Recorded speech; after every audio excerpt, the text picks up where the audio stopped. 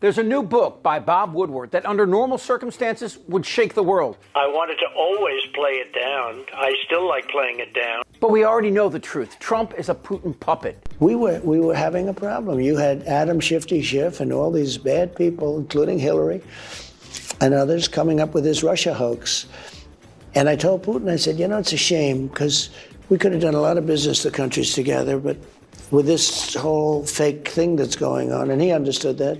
Tiny Fingers loves to pretend that he's strong. Have you seen these AI-generated pictures he posts on his Truth Social? But the truth? He's a bloviating, sociopathic, fat little boy who worships dictators, Erdogan or MBS, and especially this guy. Do you respect Putin? I do respect him. Trump and his Fox News eunuchs have repeatedly defended Trump, backing his bullshit about his love affair with Putin, a mass-murdering psychopath who has thousands of nukes pointed at U.S. cities. But now we're learning that Trump has more than a crush on Vlad, and in the process, we're learning that the tough guy here, the guy who actually stands up to Putin, it ain't Trump, but Dark Brandon himself. Former President Trump's relationship with Vladimir Putin. Specifically, the book reveals phone calls never before revealed between Trump and Putin, including a verbatim conversation where they discuss that Trump secretly sent to Putin scarce COVID testing machines for his personal use. This was at a time during the height of COVID where everybody wanted one of these. And we actually have, Woodward has the conversation between Trump and Putin in the book. Here's what they said. Putin, please don't tell anybody you sent these to me. Trump, I don't care, fine.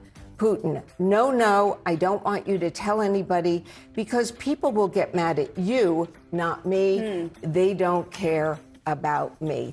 Woodward also writes that a top Trump aide, Pamela, told him that Trump had as many as 7 phone calls with Vladimir Putin post-presidency since he left office. We do not know what the content of those calls. To Russia's invasion of Ukraine. Tell us about that. Right. So Biden and his national security team, Woodward writes, obtained this treasure trove of intelligence. They call it the crown jewels. It even includes a human intelligence source inside the Kremlin, the most sensitive source. And what Woodward writes is what they knew were the exact battle plans, everything about how Putin planned to invade Ukraine ahead of time. You also hear, again, unvarnished, what President Biden thinks of Vladimir Putin. Here we go. He says, quote, that effing Putin. Putin is evil. We are dealing with the epitome of evil. None of this should shock anyone. Biden has always fought for Ukraine and always been a strong supporter of NATO and our allies. Trump, not so much. And one of the presidents of a big country stood up and said, well, sir, if we don't pay and we're attacked by Russia, will you protect us? I said, you didn't pay? You're delinquent? He said, yes, let's say that happened.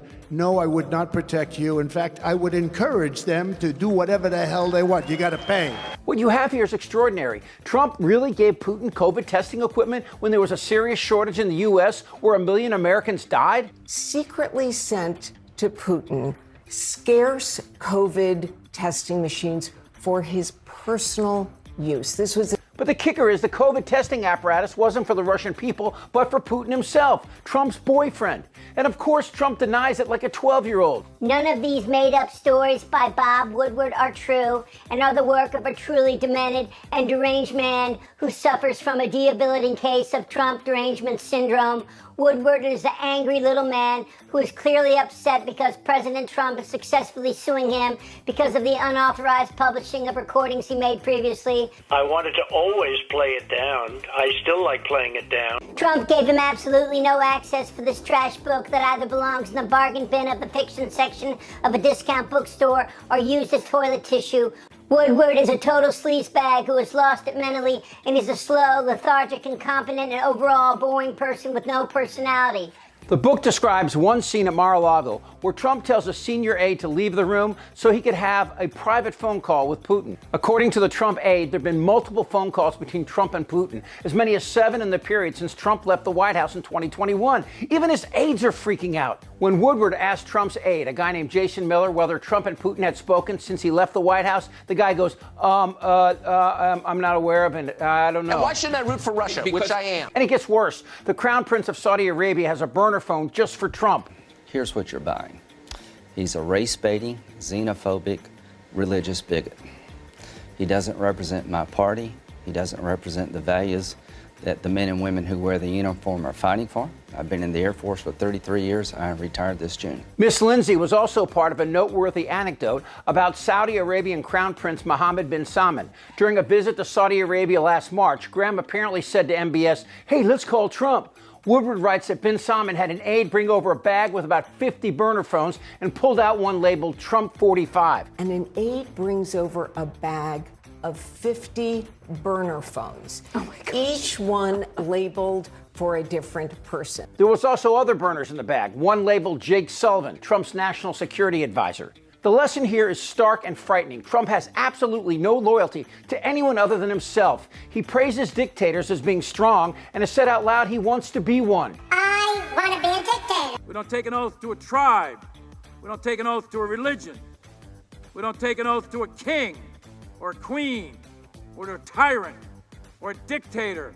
And we don't take an oath to a wannabe dictator. Trump defends dictators like Mohammed bin Salman, who dismembered Jamal Khashoggi, a Washington Post writer and Saudi critic, inside the Saudi embassy in Istanbul. And when he did it, Trump defended him. He denies it vehemently. U.S. President Donald Trump defending the Saudi leadership, despite U.S. media reports that the CIA concluded Saudi Crown Prince Mohammed bin Salman ordered Jamal Khashoggi's killing. This is not a joke. This is a warning. Trump is a very serious security threat to the United States, and should he become president, everything's on the line. Putin's a killer.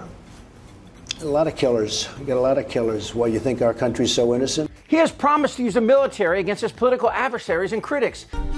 The federal oath of office now requires declaring loyalty to the president, not the Constitution. Protected by the Supreme Court's grant of total immunity for official acts, Donald Trump orders the Department of Justice to arrest members of the January 6th Commission, current and former DOJ employees, and political opponents for treason, election interference, and conspiracy. He's promised to shut down media that criticizes him. He's promised to execute drug dealers without a trial. And even though with the Supreme Court he won't have to, he'll tear up the Constitution. Trump recorded a video expressing solidarity with the mob that attacked the Capitol on January 6th. He did that earlier this week. And then on Saturday, seemingly out of nowhere, called for the suspension of the Constitution as yet another attempt to overturn the 2020 election. So laugh at Biden if you want, but he stood up to this murdering prick while Tiny Fingers got on his knees. Your choice will say a lot about you. Are you strong or are you Trump? Goddamn right. I'm ready. Let's go. I don't want to talk about this stuff. It's not fair. This isn't their Republican Party anymore. Who's with me? Am I wrong? Yes. Tick-tock. You're in a lot of trouble, Donnie. I think he's crazy. I'm Chip Franklin.